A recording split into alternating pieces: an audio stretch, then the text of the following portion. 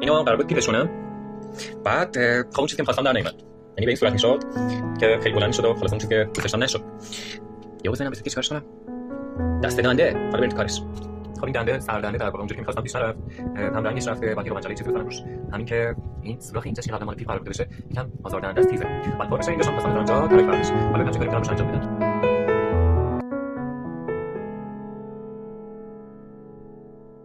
خب اینو کیپش کردم، اوکی.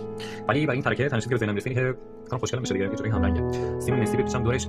خب این تقریبا تموم شد، چسبشم کردم که دیگه سیمش باز نشه. تمام. خب دیگه فقط مونده یه دست رنگش بزنم و پالیش. تمام. خب کار رنگ‌آمیزی اینجوری تموم شد. اینو سوراخه بود، اینم که با سیم مسیه. یکم زمان برد ولی خب باحال شد و خیلی خوشحال. خب اینقدر قیافم داغونه بخاطر اینکه اصلا داشتم حیاط می‌شستم، ماشین می‌شستم که بعد میام این خوشگله